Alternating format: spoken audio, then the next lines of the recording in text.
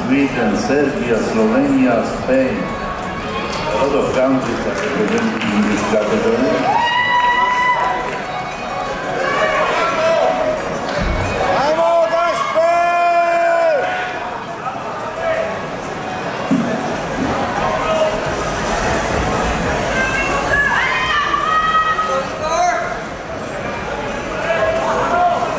Vacuum pulse. Stop! Stop! Okay.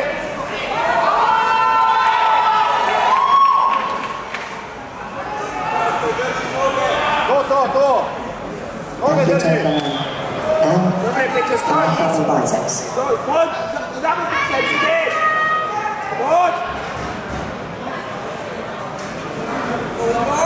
Side chest.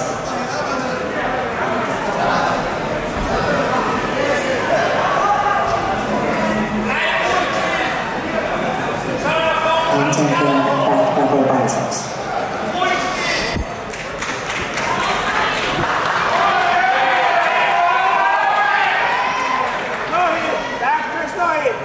Side triceps.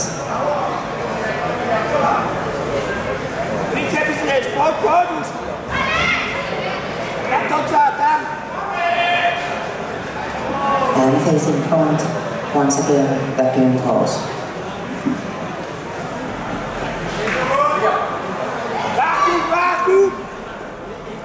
Vacuum!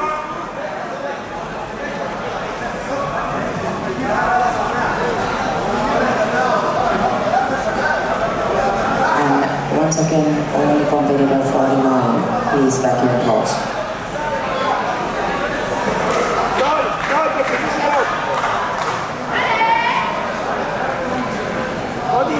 Body full!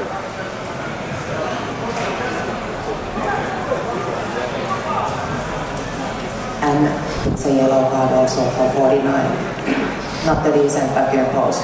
And gentlemen, abdominals and thighs. Look like this! Look up! Why not? Thank you, and your favorite classic pose. Classic posa.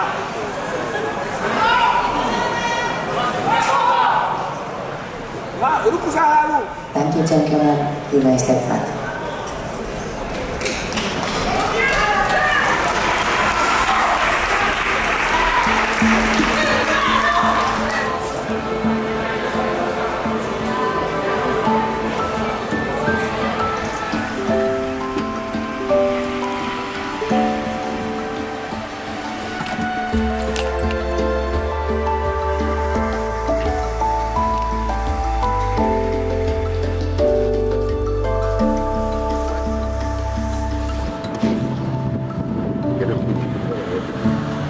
Beaucoup de choses. Ça voit très vite. Ouais. Pas la fin. La suite. Allez, tu fais ce qu'on a dit. Un tour de plus. Quelques jours. Un petit tour. Samedi, on y est. Dans notre endroit favori. C'est notre chez nous, Malta. C'est là-bas que tu vas la ramener.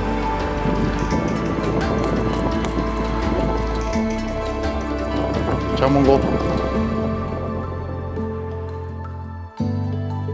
Yes, du coup, est-ce que tu peux nous expliquer comment tu en es venu au bodybuilding? Ben, je pense que le bodybuilding, ça date d'il y a bien longtemps, même avant que je rentre dans une salle de musculation pour la première fois.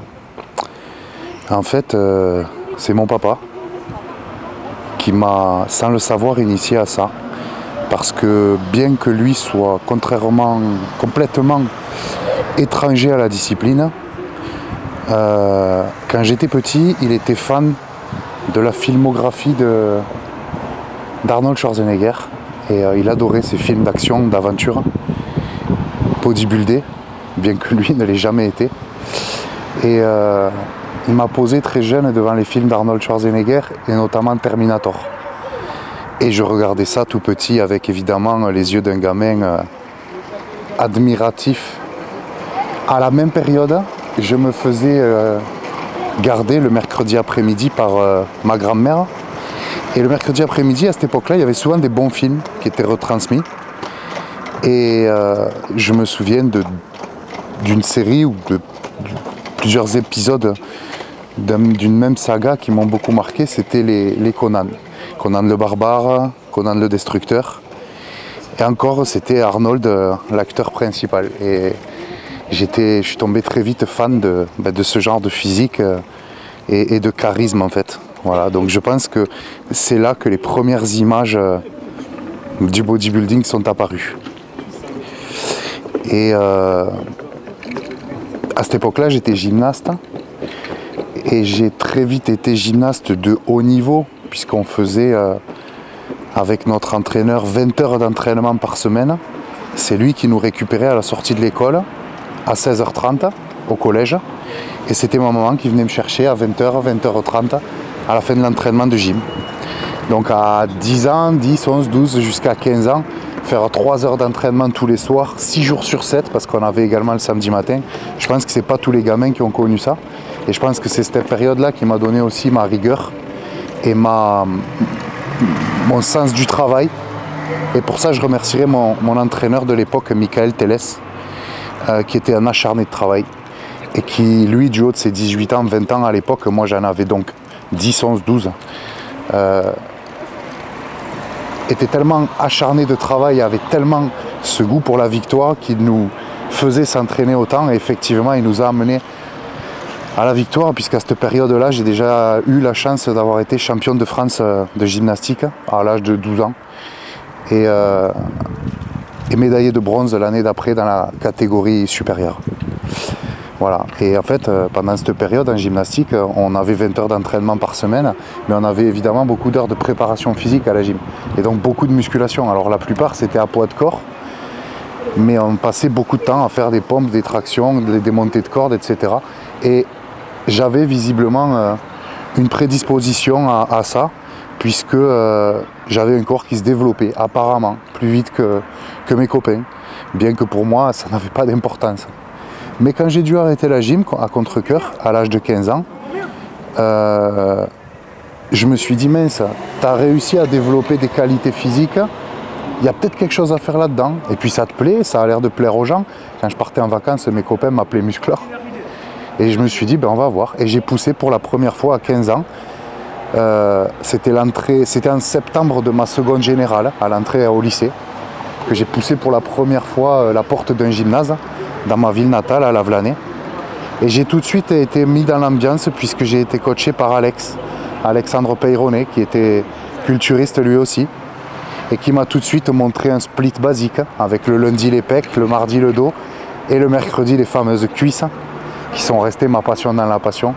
Et voilà, et j'ai pratiqué comme ça pendant 8 ans, avant de passer sur mes premières compétitions. Voilà. Et du coup, quand est-ce que tu as commencé les compétitions justement dans le body? Les compétitions, donc j'ai commencé, j'étais junior, à l'âge de 22 ans et demi, puisque c'est jusqu'à 23 ans. Et j'ai commencé par le championnat de France IFBB, tout simplement, puisque ça l'est encore aujourd'hui, mais l'IFBB à l'époque c'était vraiment la référence. Et pour ces championnats de France IFBB, j'avais pris comme coach une ancienne championne du nom de Sylvie Messina à Montpellier. C'est elle qui m'a coaché pendant 1 an et qui m'a amené au titre de vice-champion de France junior en catégorie poids lourd déjà à l'époque. Donc en junior il y avait moins de 80 kg et plus de 80 kg et je faisais sur cette compétition de mémoire à 89 kg. Voilà, et j'avais fini derrière un actuel grand champion que beaucoup connaissent, qui s'appelle Florian Poisson, et qui quelques années après cette victoire est passé professionnel IFBB Pro. Voilà. Et du coup, en parlant de ça, est-ce que tu peux nous en dire plus sur ton palmarès actuel? Alors le palmarès, du coup avec cette année j'ai 8 années de compétition sur donc un total de 16 années de pratique. Donc pour tous ceux qui démarrent, voilà, j'ai pas commencé après 1 an ou 2 mois, 1 an ou 2 ans de musculation, j'ai attendu 8 ans. J'ai pas non plus perdu mon temps à faire des sèches, des prises de masse comme beaucoup font. J'ai passé 8 ans en prise de masse parce que j'avais qu'une idée en tête, c'était la progression constante. Donc j'ai progressé et à 23 ans j'ai fait ce premier championnat de France. Suite à ça c'était en 2015. En 2017, j'ai fait 2 compétitions nationales renommées. C'était le Grand Prix des Pyrénées où j'ai fini 2e en catégorie moins de 90 kg, senior. Et le Blanc Classique à Carcassonne de monsieur Didier Blanc, sur lequel j'ai fini 2e également. Et où j'avais eu l'honneur, entre parenthèses, de concourir contre Anthony Cagna, un ancien grand champion français, multiple champion de France, participant au championnat du monde également, et qui m'avait dit derrière le rideau en backstage de belles paroles, que j'ai toujours là et auxquelles j'ai pensé lors de ces derniers championnats du monde. Après j'ai pris 2 ans de off et je suis remonté en 2019, à moins de 100 kg cette fois, une catégorie au-dessus. Là j'ai été champion de France en senior. J'ai refait le Grand Prix des Pyrénées où j'ai terminé 2e à nouveau, en poids lourd cette fois. Qu'est-ce que j'ai fait cette année-là? J'avais fait ma première Diamond Cup à Lyon, non, à Elne, après le Grand Prix des Pyrénées. J'avais fait 4e, on était 7 et j'avais fini 1er des Français. On était 4 Français, j'avais terminé 1er Français et sur le podium on avait un Russe et 2 Espagnols, un truc comme ça. Suite à ça, donc titre de champion de France, ces multiples compétitions nationales. Et ensuite donc j'ai reconcouru en 2022, puisque j'ai eu 3 ans de off à cause du Covid. Je m'étais préparé pour les championnats d'Europe en 2021. J'ai pas pu les faire. Et 2022, ben voilà, tout le monde connaît cette année-là avec un premier titre de vice-champion d'Europe début 2022. Suite à ça, un overall à la Diamond Cup de Lyon et une première carte professionnelle qui m'a valu une invitation à Monsieur Univers en Espagne et la fameuse rencontre de José Ramos. 2e overall, 2e carte pro sur Monsieur Univers. Et là, c'est carrément monsieur Rafael Santora, le président international, qui m'invite à concourir le soir même chez les professionnels à Monsieur Europe Elite Pro, donc en tant qu'amateur. On est 11 participants, donc 10 professionnels et moi. Et je me classe 6e. Et là, avec Didier, on comprend très vite qu'en fait, le niveau est là. J'ai le niveau, déjà à l'époque, l'an dernier, de concourir en pro. Mais on sait qu'il manque quelque chose pour aller titiller les premiers, le podium. Et donc, on se remet au travail. Mais en fin d'année, je vais quand même faire les championnats du monde où je termine à la 2e place au nombre de points. Et puis je suis relayé à la 3e pour une erreur sur mon posing libre. Mais je garde en tête cette amertume et je me dis, malgré les cartes pro, tu ne vas pas les activer, tu dois refaire le championnat du monde et légitimement par rapport à tes valeurs, il faut que tu les gagnes. Parce qu'il faut savoir qu'à l'époque, quand moi j'ai commencé le bodybuilding, la seule façon d'être professionnel, c'était soit de gagner 2 fois l'Arnold Classic 2 ans d'affilée dans la même catégorie, ou bien d'être champion du monde overall. Ça, je savais que ce serait compliqué, donc je m'étais dit, quoi qu'il arrive, tu activeras ta carte pro. Finalement, le sort en a décidé autrement. Il m'a permis d'accomplir les choses selon mes valeurs, en gagnant ce championnat du monde overall et en gagnant finalement ce droit de devenir professionnel, mais comme à l'époque, comme les grands champions l'ont fait. Voilà. Et ensuite, j'ai fini la saison l'année dernière donc sur les Jeux méditerranéens, où j'ai terminé à la 2e place, derrière le champion du monde en titre de la semaine précédente. Et ensuite, avec Steph, on est allé chez lui, dans son pays. On est allé en Italie faire la Diamond Cup de Rome. J'ai gagné ma catégorie également. Voilà pour l'année 2022. Et puis cette année, donc là on le sait, le Graal suprême. Victoire toute catégorie à l'Arnold Classic Europe, que je n'avais jamais fait. Et victoire sur les championnats du monde IFBB, poids lourd et overall également. Donc là, je pense pas qu'en amateur il puisse y avoir plus belle carrière. Je faisais mon topo l'autre jour, j'ai fait 20 compétitions, pile poil, en 8 ans avec ce championnat du monde. Je crois que j'ai quelque chose comme une dizaine de médailles d'or, 8 médailles d'argent, une médaille de bronze et une médaille où j'ai fait, une ou deux médailles où j'ai fait 4e. Voilà. Donc je suis plutôt très content de ce palmarès en tant qu'amateur. Top. Si tu peux nous dire deux mots des sensations que tu as eues après justement ton titre de champion du monde et de double overall avec l'Arnold, grosso modo.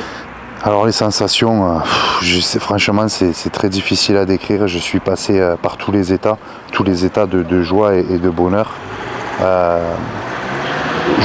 Le moment, évidemment, quand on dit ton nom, on t'appelle pour l'overall, tu as gagné les championnats du monde en sachant que ces championnats sont généralement gagnés par ou des Coréens ou des Iraniens qui règnent sur la discipline. Et là, à la réception des résultats, tu vois ton nom et ton pays, France, et dessous, tu vois 3 Iraniens et 3 Coréens. Tu te rends compte de l'exploit que tu as fait. Et au-delà de ça, tu regardes les points et tu vois qu'au niveau des points, également, il y a une différence fondamentale entre toi et le second.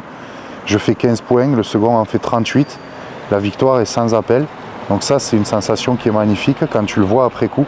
Mais je crois que quand tout le monde est monté sur la scène avec moi, le staff, les délégués, mes parents, mon papa, ma maman, ma famille, tous mes amis, Stéphane, le staff espagnol même avec José, c'était une sensation. Je les ai vus tous arriver vers moi depuis les backstage, monter avec moi sur le podium, se retrouver face à tous ces médias. J'étais sur une autre planète, j'avais un sentiment de plénitude mais incroyable. Je pleurais, j'en pouvais plus, je savais pas où me mettre. Je voulais profiter du moment, je voulais que ça dure, je voulais pas que ça s'arrête, je voulais vraiment profiter de ce moment à fond. Et j'en ai profité, réellement. Je sais que j'ai vécu un moment de vie que je revivrai probablement jamais. Ouais.